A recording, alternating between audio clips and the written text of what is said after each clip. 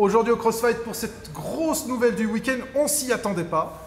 Michael Lebou a signé à l'UFC pour l'événement de Cracovie le 11 avril prochain. Alors bonjour à toi Michael. Salut Fred. Alors une nouvelle qui est tombée ce week-end un peu par surprise. Est-ce que tu peux revenir avec nous sur cette signature parce qu'on est encore surpris finalement?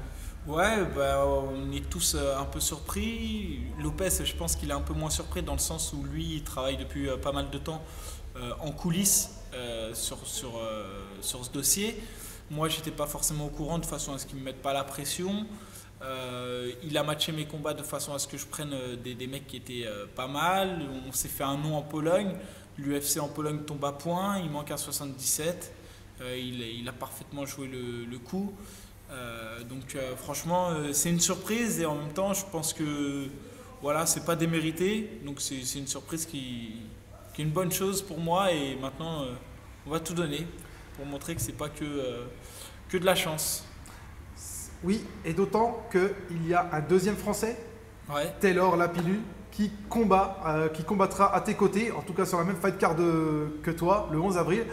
Alors, ce qu'on note effectivement, c'est que c'est deux Français, donc on est très fiers finalement, parce que je crois qu'on n'a jamais eu ce cas de figure, il faudra vérifier, mais a priori, Ouais. en tout cas, à ma connaissance, non. Mais si, a fortiori, deux Français du même club, et ça, c'est nouveau. Ouais, c'est vrai. Déjà, d'avoir deux Français sur une carte de l'UFC résidant en France, c'est quand même quelque chose qui est beau pour le sport, qui est beau pour, je pense, l'ensemble des combattants, l'ensemble des compétiteurs et même pour l'ensemble des personnes qui aujourd'hui regardent l'UFC en France. Ça permet aussi de s'identifier à des combattants et d'avoir des personnes du pays à soutenir ou à encourager, parce qu'on en a besoin aussi. Taylor, je le rejoins sur l'UFC, ça fait plaisir. Je pense que on va multiplier nos efforts et que les efforts qu'on va faire vont faire qu'on va être meilleurs lui et moi. Donc c'est vraiment une bonne chose, vraiment une très bonne chose. Oui, donc une excellente chose. Deux hommes du même club qui vont combattre.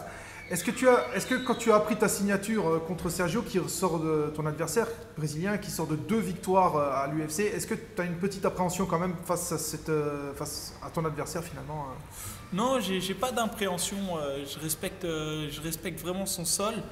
Parce qu'apparemment c'est quelqu'un c'est pas apparemment, c'est quelqu'un qui a un palmarès quand même super, qui est énorme en jiu-jitsu, donc je respecte énormément ses qualités de combattant. Maintenant, j'appréhende pas, j'ai jamais eu peur, j'ai pas d'impréhension. On fait le travail, on va faire une vraie guerre le 11 avril. Moi, je serai prêt, dans la tête, je suis prêt. Le 11 avril, on aura le résultat. Mais sincèrement, je n'appréhende pas. Donc une belle perspective de carrière pour la suite, puisqu'on espère que tu vas gagner quand même. Ouais, j'espère. De toute manière, j'y vais pour ça. C'est même pas que j'espère. C'est que moi, si je me déplace le 11 avril, c'est pour gagner, c'est pour faire ma place à l'UFC. J'y suis allé, maintenant je veux y rester.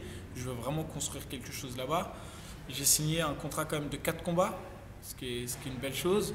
Aujourd'hui, je pense que les choses vont évoluer,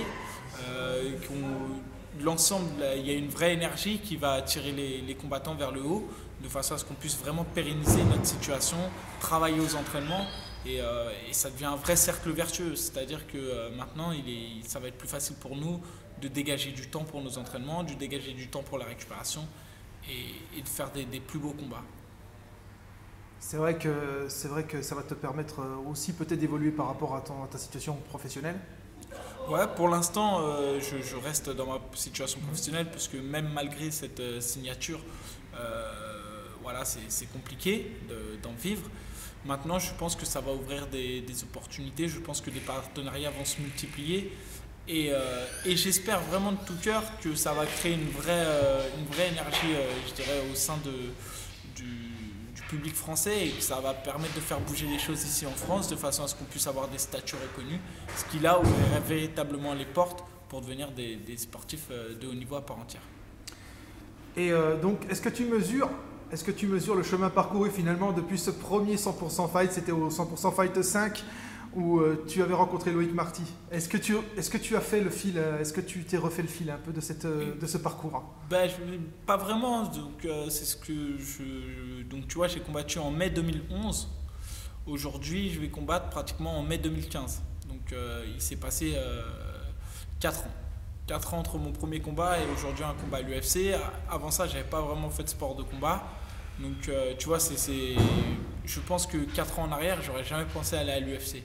J'ai pris les combats au fur et à mesure. Le niveau a toujours été un peu plus haut à chaque fois. Et c'est comme ça que, en fait, de petit à petit, je me suis mis à y croire, jusqu'à l'annonce là officielle. Et encore maintenant, j'ai du mal à y croire, quoi. Je me dis, voilà, c'est bon, j'y suis.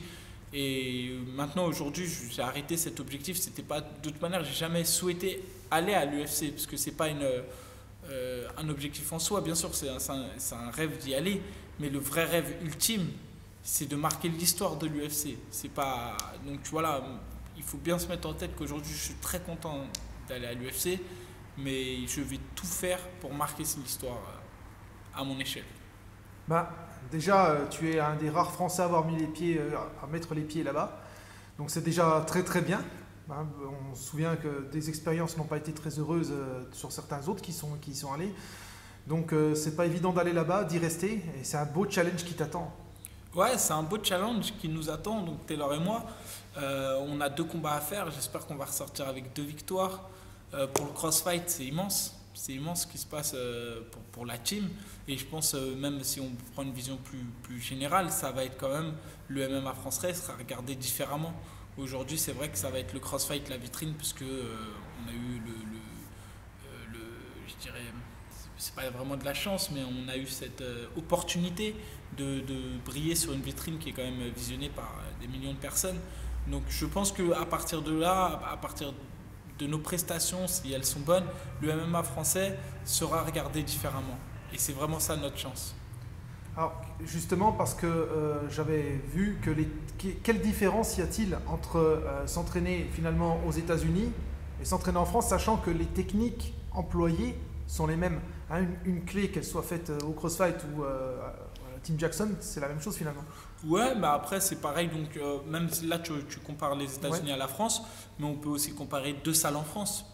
Ouais. Tu vois, je pense que c'est plus une culture de la team, la culture du coach, la culture de ce qui un coach, il est pas non plus, il sort pas de nulle part, il vient d'une formation. Donc c'est tout un passé qu'il a acquis, toute une expérience acquise, et à partir de là, c'est la transmission, le savoir, est-ce qu'il sait transmettre, pas transmettre, est-ce qu'il transmet comme ça ou pas comme ça. Donc je pense que c'est pas une question de pays, c'est une question de culture de la salle. Et après, effectivement, je pense qu'il y en a d'autres qui ont engrangé plus d'expérience, mais je vois pas une grande différence, tu vois. Je pense que c'est vraiment le coach qui personnalise les entraînements au sein de sa team. Ben écoute, en tout cas, merci pour cette entrevue. Merci beaucoup. Il n'y a pas de quoi. Je vais juste dire un petit mot. Déjà, je te remercie, toi Fred, de m'avoir toujours soutenu, vraiment sincèrement, depuis les débuts. Voilà, le CrossFight, c'est l'occasion de dire merci à tous ceux du CrossFight qui regarderont la vidéo et donc à Fernand Lopez aussi tout particulièrement. Et merci à tout le monde, que ce soit les compétiteurs, amateurs, loisirs qui nous encouragent sur Facebook, qui nous encouragent sur les réseaux sociaux, tout ça, ça fait plaisir. Et le 11 avril, on fera vraiment une belle performance pour vous. Eh ben, c'est ce qu'on attend et peut-être pourquoi pas une entrevue conjointe avec Taylor. Ben, ça c'est sûr, il n'y a pas de souci, il n'y a aucun problème. Ben, merci à toi, bon courage, bonne chance surtout pour ce combat et on attend vraiment la suite. Merci Fred. Merci Michael. Salut Fred. Ciao. Ciao.